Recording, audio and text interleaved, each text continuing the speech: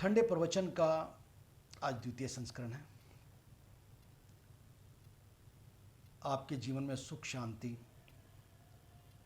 समृद्धि आए, ये हमारी कामना है। आज का विषय है स्वार्थ। जीवन में स्वार्थ इंसान को कहाँ से कहाँ ले जाता है, किस भयंकर स्थिति में डाल देता है, इसका उसे आभास नहीं होता। इंसान अपने स्वार्थ के लिए कुछ नहीं देख पाता, उसके परिणामों को भी नहीं देख पाता, इससे क्या हानि होगी ये भी नहीं देख पाता, इससे कितने जीवन प्रभावित हो जाएंगे ये भी नहीं जानता। लेकिन स्वार्थ के वशीभूत होकर इंसान सिर्फ अपना ही अपना चाहता है।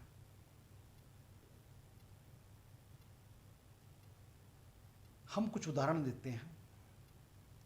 एक उदाहरण रामायण जी से लेते हैं। रामायण जी हमारा एक पुराना ग्रंथ है। वैसे तो सभी जानते हैं, रामायण सबने पढ़ी। रामायण के अंदर कैकेयी, भरत जी की माता जी को स्वार्थ आ गया। उन्होंने अपने स्वार्थ में सोचा कि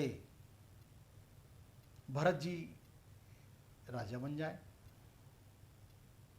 मैं अयोध्या की पटरानी बन जाऊं, कितना सुख प्राप्त होगा, कितना अच्छा हो जाएगा।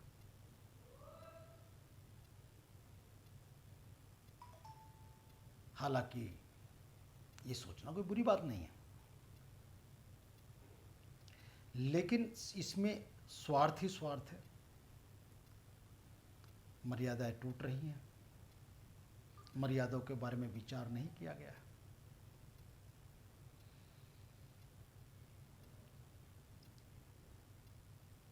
वरदान तो मांग लिए, दशरथ जी ने मना किया, आप ऐसा ना करें, और मांग लीजिए। लेकिन उसके स्वार्थ ने उसको कोई दूसरा विकल्प नहीं दिया। उसने कहा नहीं, मुझे तो ये ही चाहिए। इन दो वचनों से जो उसने सुख सोचा था वही उसके दुख का कारण बन गया।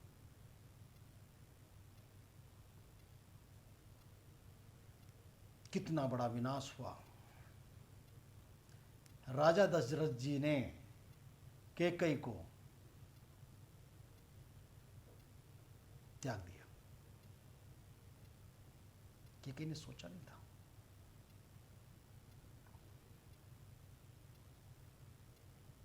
कैकेयी विधवा हो जाएगी ये भी उसने नहीं सोचा था। दशरथ जी की मृत्यु हो गई। उसका बेटा उसको छोड़ देगा, वो तो सोचे थे राजा बनेगा, उसने उसको छोड़ दिया। ये भी कैकेयी ने नहीं सोचा था। रामचंद्र जी के साथ में सीता जी चली जाएंगी, ये भी कैकेयी ने नहीं सोचा था। लक्ष्मण जी भी साथ चले जाएंगे, ये भी नहीं सोचा था। अयोध्या में सब तरफ शोक की लहर फैल जाएगी, ये भी उसने नहीं सोचा था।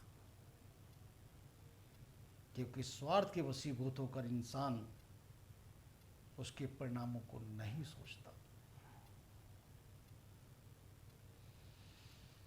अगर कैकेयी को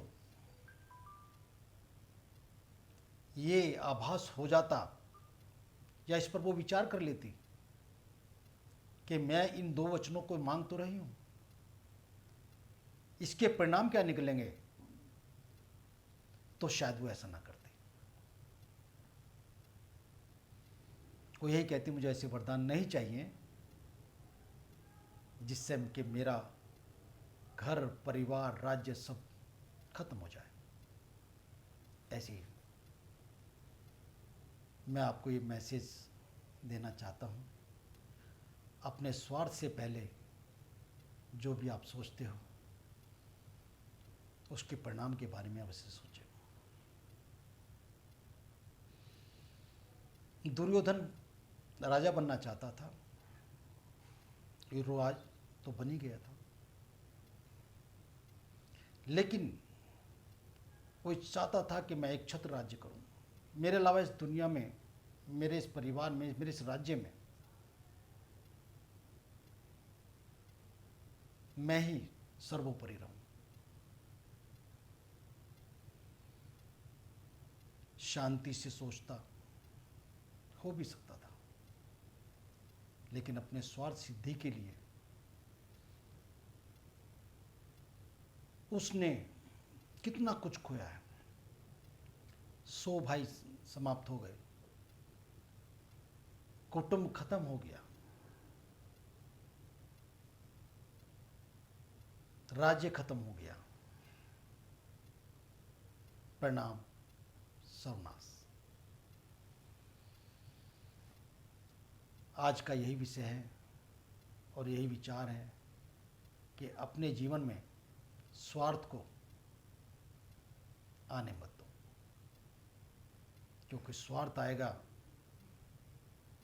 तो वो बहुत कुछ नुकसान देके जाएगा।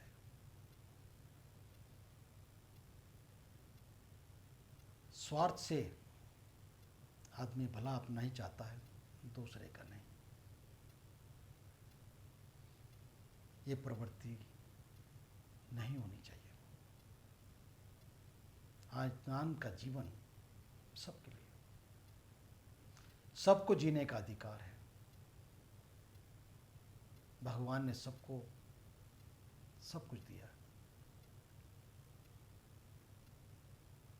किस्मत कर्म से दी है कि जैसे जिसके कर्म वैसे उसकी किस्मत। इसलिए आज मेरा निवेदन, जीवन में स्वार्थ का त्याग करें, और स्वार्थ आ जाए तो इसके परिणामों पर भी अवश्य विचार करें।